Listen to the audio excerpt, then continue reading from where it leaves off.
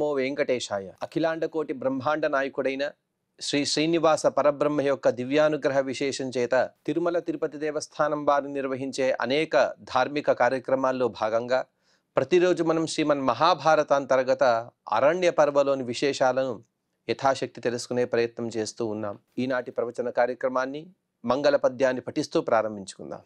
నారాయణం నమస్కృత్య నరం చైవ నరోత్తమం దేవీం సరస్వతీం వ్యాసం తతో జయముదీరయేత్. మహత్వాత్ భారవత్వాచ్చ మహాభారతముచ్యతే నిరుక్తమస్య యో వేద సర్వపాపైః ప్రముచ్యతే. శ్రీ గురుభ్యో నమః. హరి ఓం.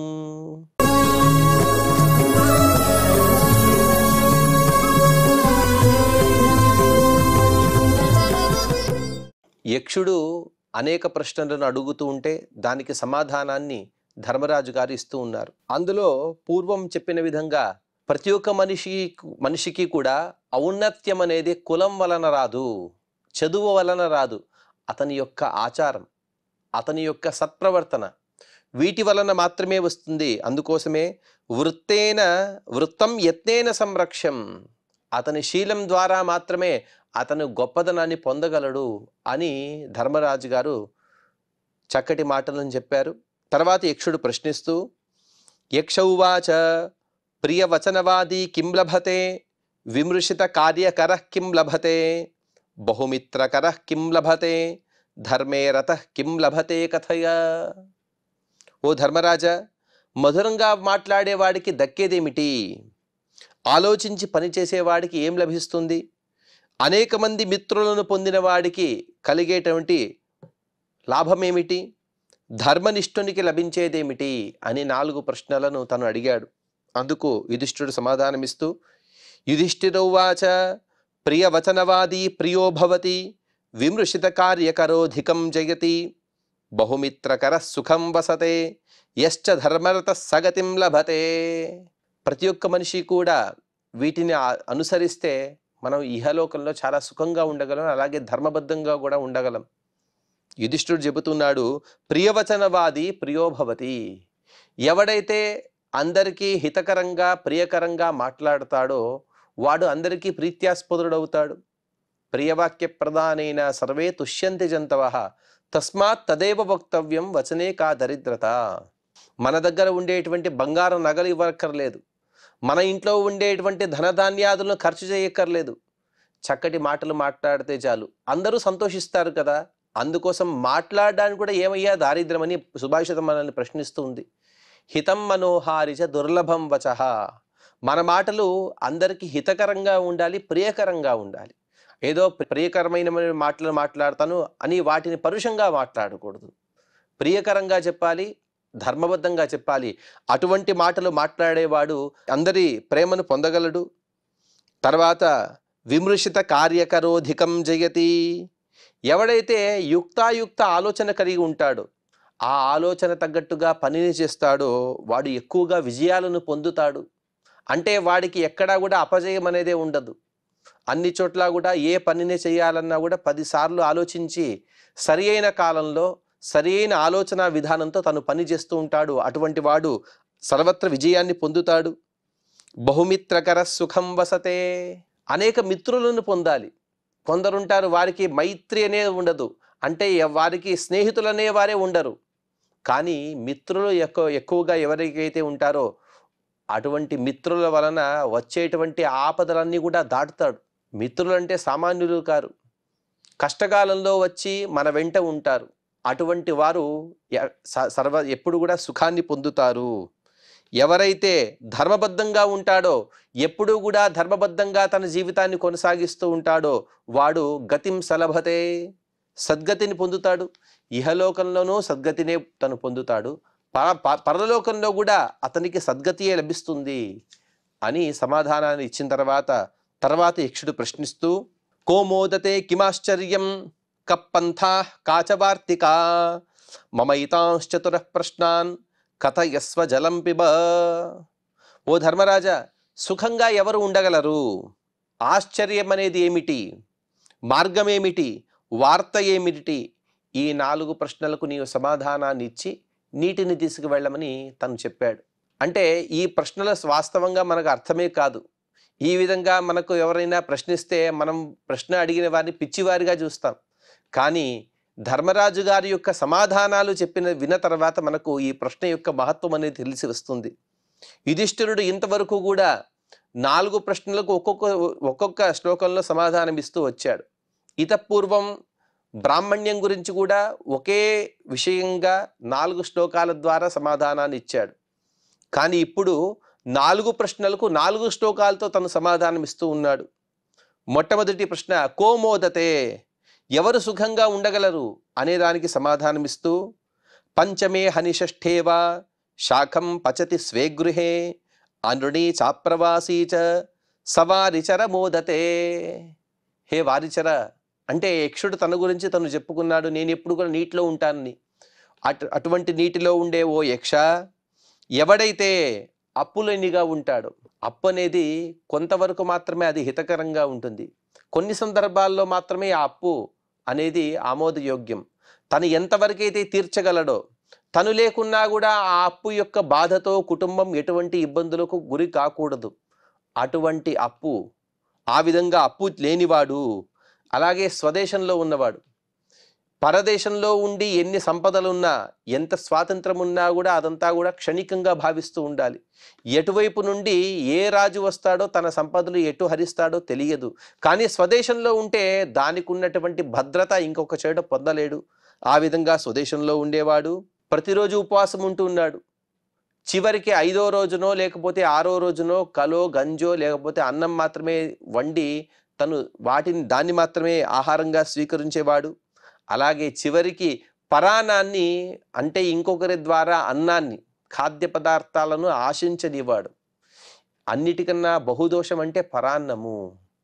పరాన్నాన్ని శాస్త్రం దూషిస్తుంది. అందులోనూ కూడా యాచయేత్ శ్రోత్రియాదన్నమని భాగవతం చెబుతోంది. ఎవరైతే సజ్జనులుగా ఉంటారో, శ్రోత్రియ బ్రాహ్మణులుగా ఉంటారో, గురువులుగా ఉంటారో వారు ఇచ్చేటువంటి అన్నాన్ని అవశ్యంగా స్వీకరించాలి.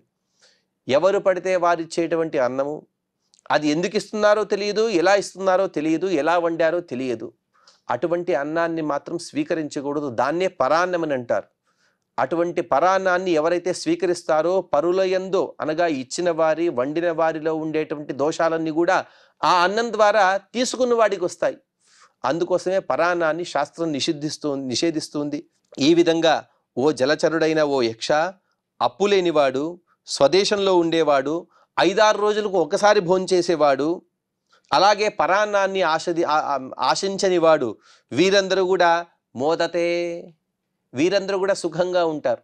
5-6 రోజులు పస్తు నుండి ఒక పూట భోంచేసినా చాలు.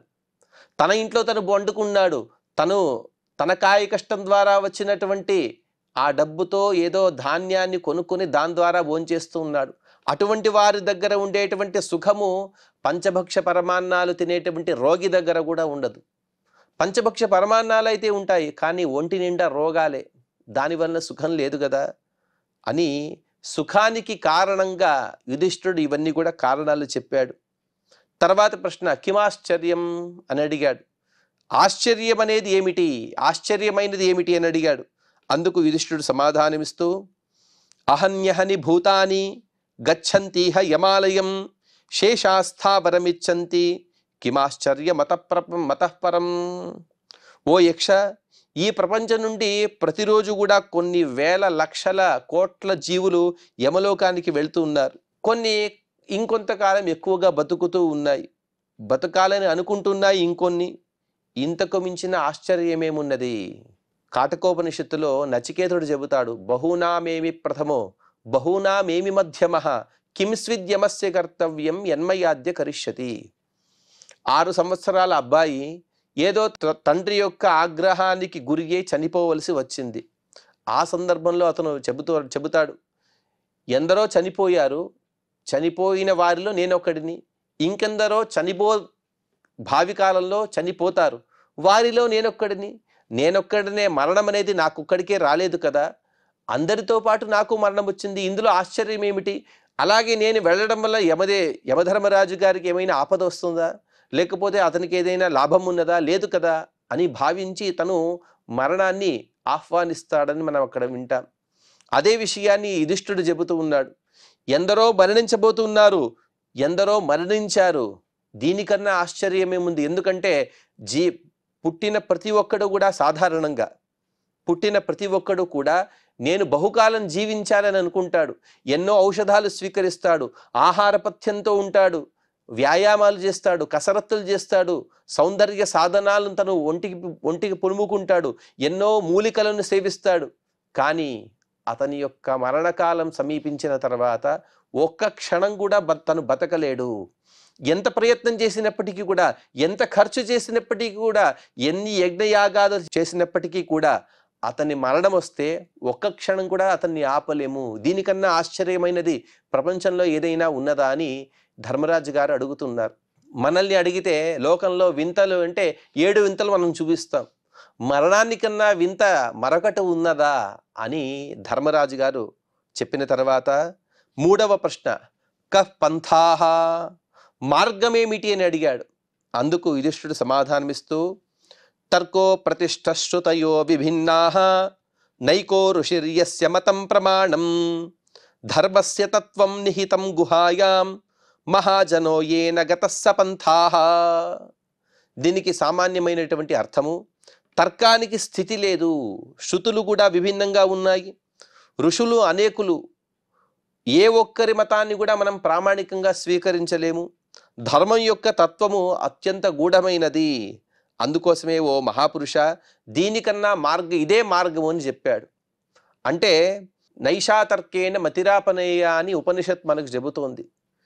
తర్కాన్ని చదివి ఆ తర్కశాస్త్రంలో క్రోడపత్రం వరకు కూడా వెళ్ళి వారందరూ కూడా తర్కం కన్నా గొప్పది లేదు అని అనుకుంటూ ఉంటారు. కానీ వేదాంతమే అన్నిటికన్నా గొప్పదైనది. ఏదైతే పరబ్రహ్మ యొక్క జ్ఞానాన్ని అందిస్తుందో అదే వేదాంతం, తర్కశాస్త్రం కాదు కదా అని తర్కాన్ని నిందిస్తుంది వేదం. అదే విషయాన్ని ఇక్కడ చెబుతున్నాడు. తర్కో అప్రతిష్ఠ, తర్కానికి స్థితి లేదు. దానికి అంతిమంగా అది చెప్పేది ఏమిటంటే ఆలోచన విధానం మాత్రమే అది చెబుతుంది. అంతేగాని పరబ్రహ్మ గురించి స్పష్టంగా ఇదమిత్తంగా తర్కశాస్త్రం చెప్పలేదు. అలాగే శృతయో విభిన్నాః, శృతులు కూడా పలు రకాలుగా ఉన్నాయి. ఎందుకు అంటే ఉదితే హోతవ్యమని ఒక శృతి చెబుతోంది. అంటే సూర్యుడు ఉదయించిన తర్వాత హోమం చేయమని ఒక శృతి చెబితే ఇంకొక శృతి చెప్తుంది తద్విరుద్ధంగా అనుదితే హోతవ్యమని చెబుతోంది. ఈ విధంగా శృతులు కూడా భిన్నంగా ఉన్నాయి. ఋషులు అనేకులుగా ఉన్నారు. ఒక్కొక్క ఋషి ఒక్కొక్క మతాన్ని స్వీకరించారు. ఒక్కొక్క ఋషి ఒక్కొక్క విషయాన్ని ఒక్కో విధంగా ప్రతిపాదన చేశారు. అందుకోసం ఏ ఒక్క ఋషి యొక్క మతాన్ని కూడా మనం ఇదే మతంగా ఇదమిత్తంగా దీన్నే మార్గంగా మనం అనుసరించలేము. అంటే అంతతో గత్వా అందరు ఋషుల యొక్క మతం ఒక్కటే, మతం శ్రీ వాసుదేవస్య. హరి సర్వోత్తమత్వాది జ్ఞానాలను మాత్రమే అందరు ఋషులు చెబుతారు. కానీ బాహ్యంగా చూస్తే ఒక్కొక్క ఋషి ఒక్కొక్క విధానంగా చెప్పినట్టు కనబడుతుంది. అందుకోసం బాహ్యమైనటువంటి అర్థాన్ని స్వీకరించొద్దు, దాని వలన మనం మార్గాన్ని పొందలేము అని చెబుతూ ఉన్నాడు. అలాగే ధర్మస్య తత్వం నిహితం గుహాయాం, ధర్మం యొక్క తత్వము అత్యంత రహస్యభరితం. ఎన్నో శాస్త్రాలను శోధించి పరమాత్మ యొక్క అనుగ్రహం ద్వారా మాత్రమే, గురువు యొక్క ఉపదేశం ద్వారా మాత్రమే ధర్మం యొక్క యథార్థమైనటువంటి తత్వాన్ని మనం పొందగలము. అందుకోసమే మహాపురుషులందరూ కూడా దేన్నైతే అనుసరించాదో అదే మార్గము అని చెప్పాడు యుధిష్ఠిరుడు. మార్గం ఏది అని అడిగావు కదా, మార్గం ఏదో తెలుసా? తర్కాన్ని ఆశ్రయిస్తాను, లేకపోతే ఒక ఋషి యొక్క మతాన్ని ఆశ్రయిస్తాము, అదేది కూడా వద్దని చెబుతున్నాడు యుధిష్ఠిరుడు. కేవలం మహాపురుషులు, వేదోక్త తత్వజ్ఞానైన వేద విహిత కర్మకారి అని సజ్జనుల యొక్క లక్ష్యాన్ని మనం శాస్త్రం చెబుతోంది. అటువంటి సజ్జనులు ఏ మార్గంలో అయితే వెళ్ళారో, దేన్నైతే అనుసరించారో దాన్ని అనుసరించాలని యుధిష్ఠిరుడు చెప్పకనే చెప్పాడు. తర్వాతి ప్రశ్న, కాచ వార్తిక, వార్త ఏమిటి అని ప్రశ్నించాడు. అందుకు యుధిష్ఠిరుడు సమాధానమిస్తూ, అస్మిన్ మహామోహమయే కటాహే సూర్యాగ్నినా రాత్రి దివేంధనేన యాసర్తు దర్వీ పరిఘట్టనేన భూతాని కాలః పచతీతి వార్త. చాలా చక్కటి విషయాన్ని యుధిష్ఠిరుడు చెబుతూ ఉన్నాడు. వార్త అంటే ఏమిటో తెలుసా? మహామోహమయమైనటువంటి ఈ జగత్తు, ఈ జగత్తనే ఒక వంట పాత్ర, ఈ వంట పాత్రలో కాలం అనేది సమస్త ప్రాణులను, మాసాలు, ఋతువులు ఇటువంటి గరిటెను ఉపయోగించి వారిని తిప్పుతోంది. తిప్పుతూ దారి మళ్ళించి సూర్యుడనే అగ్ని, దివారాత్రులనే ఇంధనాలు వీటిని ఉపయోగించి తను వంట చేస్తూ ఉంటుంది. ఇదే వార్త అని చెప్పాడు. వార్త అంటే ఇతపూర్వం మనం వినదిగా ఉండాలి. అటువంటి విషయాన్ని చెబుతున్నాడు యుధిష్ఠిరుడు. వంట చేసేవాడు ఎవరు అంటే అంటే కాల నియామకుడైనటువంటి పరమాత్మ. అతను వంట చేస్తూ ఉన్నాడు.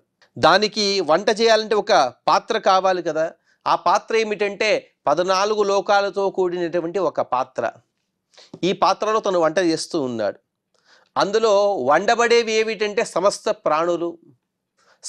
ప్రాణులను కూడా ఆ పాత్రలో వేశాడంటే సమస్త ప్రాణులు కూడా ఈ 14 లోకాలతో కూడినటువంటి ప్రపంచంలో ఉన్నారు.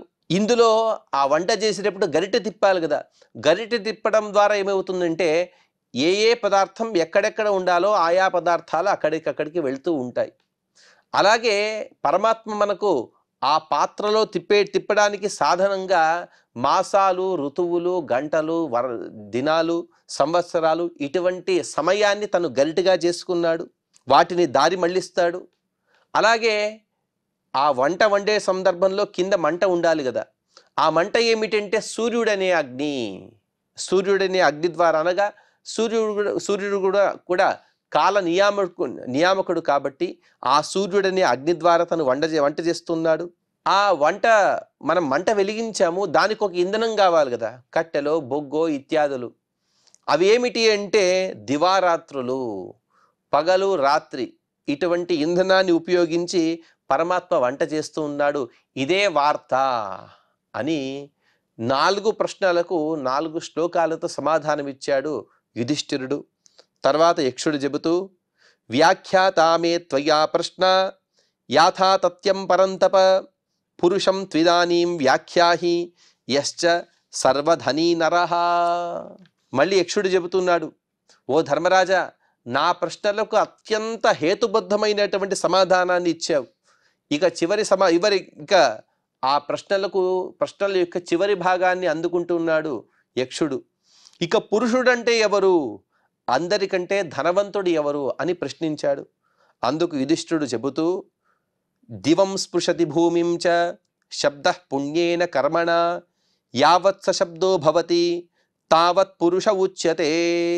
ఓ యక్ష, మనిషి చేసినటువంటి పుణ్యకర్మలు, ఆ పుణ్యకర్మల చర్చ స్వర్గము అలాగే భూమి, అనగా పైలోకాలు అలాగే భూమి, వీటి మధ్య ఎంతవరకైతే అతను చేసినటువంటి పుణ్యకర్మల యొక్క చర్చ జరుగుతూ ఉంటుందో వాడే పురుషుడు.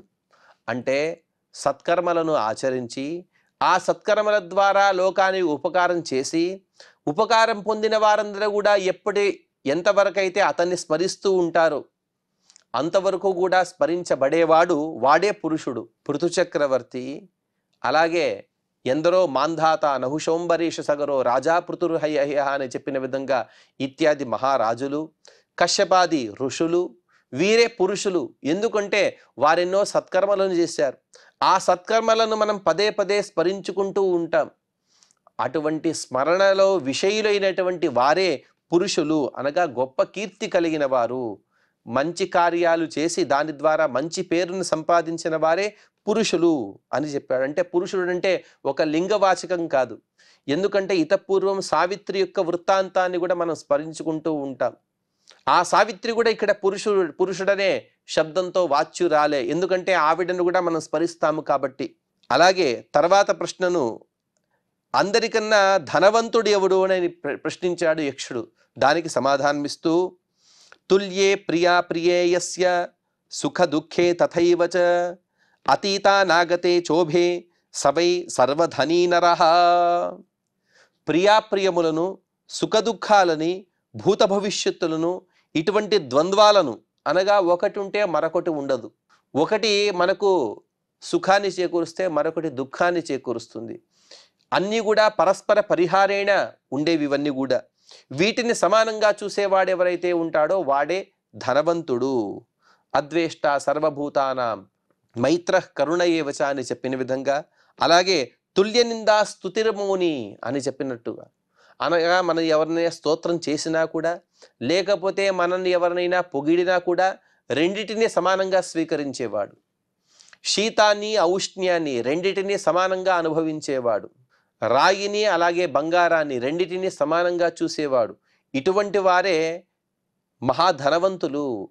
వారి దగ్గర ఇన్ని వరాహాలు ఉన్నాయి, అంటే నాణ్యాలు ఉన్నాయి, బంగారు నాణ్యాలు. తద్వారా వాడు ధనవంతుడు అనే కొలమానం కాదు ఇక్కడ. ఎవడు ఎంత సుఖంతో ఉన్నాడు, తను కేవలం రాయి పైన పడుకున్నా కూడా మంచి గాఢ నిద్రను చేస్తూ ఉన్నాడు, వాడే ధనవంతుడు. పట్టు పీతాంబరాలు కట్టుకుని పట్టు పరుపు హంసతూలికాదల్ప పైన పడుకున్నా కూడా నిద్ర రానివాడు అత్యంత బీదవాడు.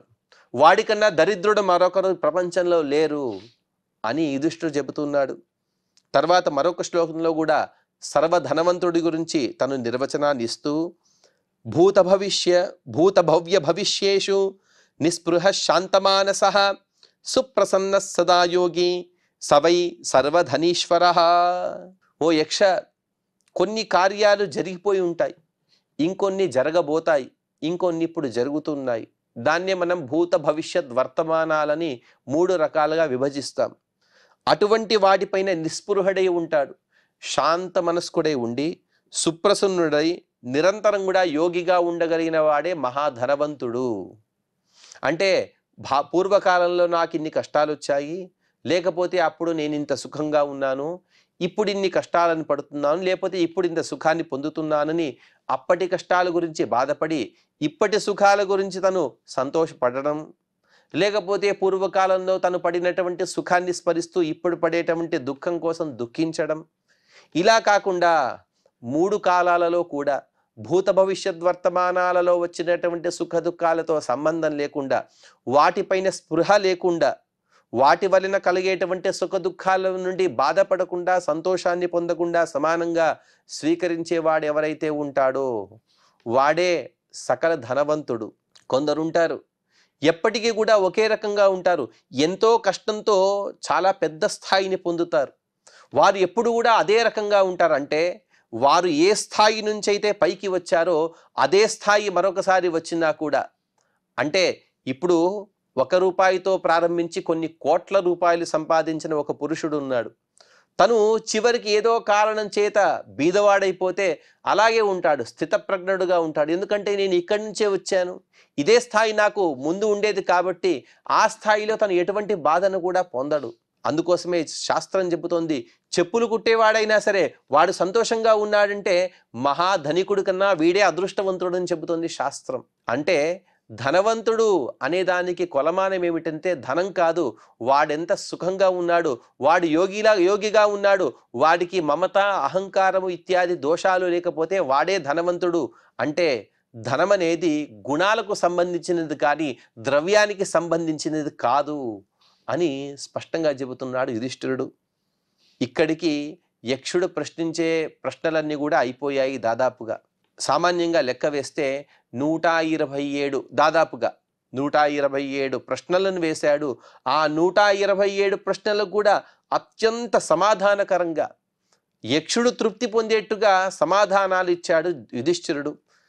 ఒకవైపు ఆకలి, దప్పిక, ఒకవైపు తన తమ్ముళ్ళందరూ కూడా కింద పడి ఉన్నారు, వారిని ఎలాగైనా బతికించుకోవాలి అనే ఉబలాటంతో యుధిష్ఠిరుడు ఎక్కడా కూడా తన దుఃఖాన్ని చూపించకుండా ఇతపూర్వం చెప్పిన విధంగా తను యోగిలా ఉంటూ దేనితో తనకు సంబంధం లేదు, కానీ ఇప్పుడు పుట్టాడు, భావి కాలంలో ధర్మజాగృతి జరగాలి, అందుకోసం తన తమ్ముళ్ళు కావాలి అనే తపనతో ధర్మబుద్ధితో మాత్రమే యుధిష్ఠిరుడు యక్షునికి తృప్తికరమైనటువంటి 127 ప్రశ్నలకు తన సమాధానాన్ని ఇచ్చిన తర్వాత యక్షుడు ఎంతో ఆనందంగా ఈ విషయాన్ని చెబుతున్నాడు. యక్ష ఉవాచ వ్యాఖ్యాత పురుషో రాజన్ యశ్చ సర్వధనీ నరః తస్మాత్ త్వమేకం భ్రాతॄణాం యమిచ్ఛసి సజీవతు. ఓ యుధిష్ఠిర, పురుషుడంటే ఎవరు, సకల ధనవంతుడెవరు అనే 2 ప్రశ్నలకి చాలా మంచి సమాధానాలు ఇచ్చావు. అలాగే నీ వివరణ నాకెంతో నచ్చింది కాబట్టి నీకు ఒక వరం ఇస్తున్నాను. ఆ వరం ఏమిటంటే నీ తమ్ముళ్ళలో ఎవరో ఒకరిని కోరుకో, వాడు బతకగలడు అనే ఒక వరాన్ని ప్రసాదించాడు. ధర్మరాజు గారు ఆ వరానికి ఆ వరాన్ని కూడా వరంలో భాగంగా ఎవరు కావాలి అనే కోరికను కూడా కోరబోతున్నారు. ఆ విషయాలని మనం తదుపరి ప్రవచనంలో తెలుసుకునే ప్రయత్నం చేద్దాం. ఈనాటి ప్రవచనాన్ని శ్రీ శ్రీనివాసుని యొక్క పాద పద్మములు యందు సమర్పణ చేస్తూ క్షమాప్రార్థన మరియు మంగళ పద్యాన్ని పలుకుదాం. యదక్షరపదభ్రష్టం మాత్రాహీనం చ యద్భవేత్ తత్సర్వం క్షమ్యతాం దేవ నారాయణ నమోస్తుతే. శ్రియః కాంతాయ కళ్యాణ నిధయే నిధయేర్థినాం శ్రీవేంకట నివాసాయ శ్రీనివాసాయ మంగళం.